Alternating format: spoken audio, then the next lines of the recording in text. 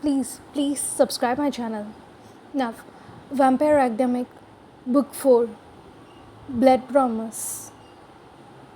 Prologue. Once, when I was in ninth grade, I had to write a paper on a poem. One of the lines was, "If your eyes were not open, you could not know the difference between the dreaming and walking." It had not meant much to me at the time. After all, there could be a guy in the class that I liked. So how could I expect it to pay attention to literary analysis? Now, 3 years later, I understood the poem perfectly because lately my life really did seems like it was on the praises of being a dream.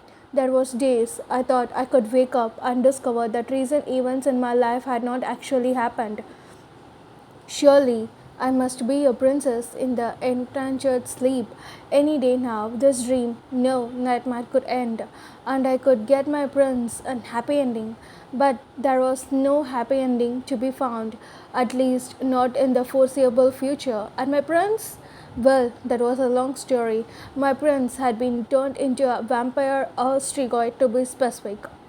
In my world, there are two kinds of vampires who exist in the sequari from humans.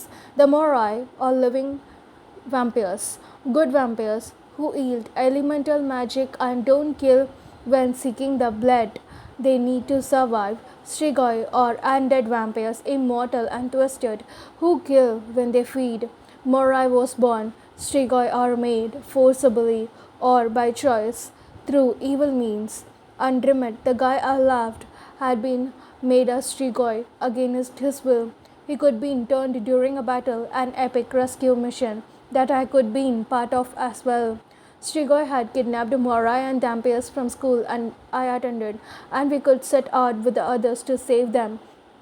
Dampiers are half vampires and half human, gifted with the human strength and hardiness, and Morai reflects and sense.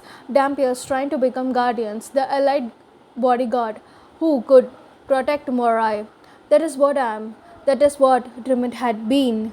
After his conversation, the rest of the Morai world had considered him dead, and to a certain extent he was. Those who were turned strigoi lost all sense of goodness and life they could have before. Even if they had not turned by choice, it don't matter. They could still become evil and cruel, just like all strigoi. The person they could be was gone, and honestly, it was easier to imagine them moving on to heaven or the next life than to picture them out, striking the night and taking victims. But I had not been able to forget Drummond or accept that he was essentially dead. He was the man I loved, the man with whom I could be so perfectly synchronized that it was hard to know where I ended and he began. My heart refused to let him go, even if he was technically a monster. He was still out there somewhere. I also had not forgotten a conversation he and I had once. We could both agree that we could rather be dead, truly dead, than walk the world as Strigoi. And once I had my morning time for the goodness he could lost. I could decided I had to honor his wishes, even if he no longer believed in them. I had to find him, I had to kill him and free his soul from the dark, unnatural state. I know it was what the Dreamet I had loved could have wanted. Killing Strigoi is not easy though. They are insensely fast and strong. They have no mercy. I could kill a number of them, already pretty crazy for someone who was freshly 18. And I know taking on Dremet could be my greatest challenge, both physically and emotionally. In fact, the emotional consequence had kicked in as soon as I made my decision. Going after Dremet had meant doing a few life altering things. And that was not even counting the fact that fighting him could ever likely result in the loss of my life. I was still in school, only a handful of months away from graduating and becoming a full-fledged guardian. Every day I stuck around Stein Waldemik's academic or remote protected school for Morai and Dampiers meant one more day was going by. in which Dremet was still out there, living in the state he could never wanted. I loved him too much to allow that, so I could have to leave school yearly and go out among humans, abounding the world I could lived in nearly my entire life. Leaving had also meant Leaving had also meant abandoning one other thing, or rather a person. My best friend, Lisa, also known as Valisa Dragomoroi. Lisa was a Moroi, the last one in royal line. I could be slated to her guardian when we graduated, and my decision to hunt Rumut had pretty much destroyed the future with her. I could had no choice but to leave her. Aside from our friendship, Lisa and I had unique connection. Each Morai specialized in a type of element magic, earth, air, water, or fire. Until recently, we have believed there were only those four elements. Then we could discover a fifth, a spirit. That was Lisa's element, and with no few spirit users in the world, we hardly know anything about it. For the most part, it seems to be tied to psycho powers. Lisa wielded amazing compulsion, the ability to exterior her will on most anyone. She could also heal, and that is where things got a little strange between us. You see, I technically died in the car accident that killed her family. Lisa had brought me back from the world of the dead without realizing it, creating a psycho bond between us. Ever since, I was always aware of her presence and thoughts. I could tell what she was thinking and feel when she was in trouble. We had also recently discovered I could see ghosts and spirits who had not yet left this world, something I found disconnecting and struggled to block out. The whole phenomenon was called being shadow kissed.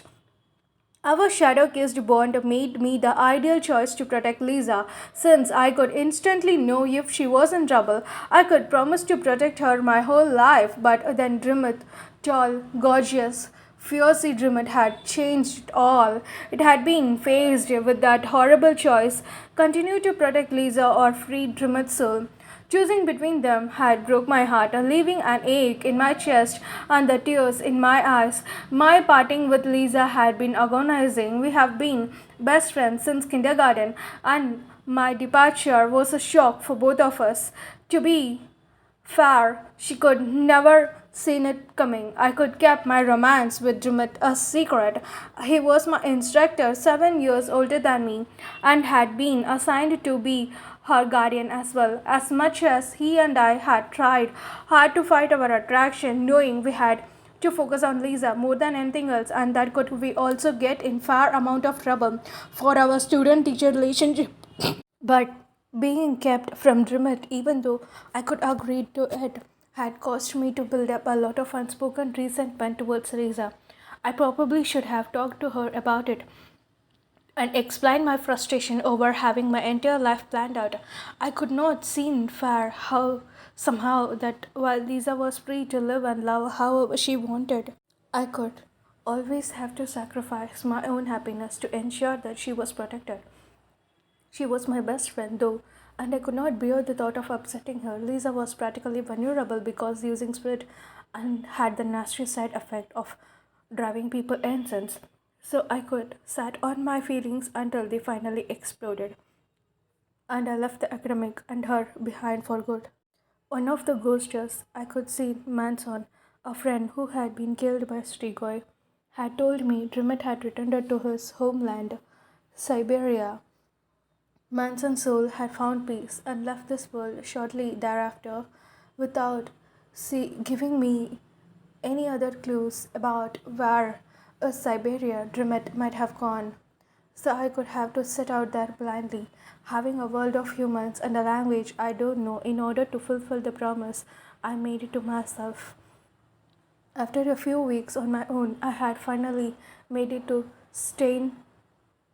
Peterburg's. I was still looking, still floundering, but determined to find him, even though I dreaded at the same time, because if I really did pull the incense plan off, if I could actually manage to kill the man I loved, it could mean Dremet could truly be gone from the world, and I honestly was not sure I could go on in the world like that. None of it seems real. Who knows? Maybe it is not. Maybe it is actually happening to someone else. Maybe it is something I imagined. Maybe soon I'm going to wake up and find everything fixed with Lisa and Rimmet, we all be together and he will be there to smile and hold me and tell me everything is going to be okay. Maybe all of this really had been a dream, but I don't think so.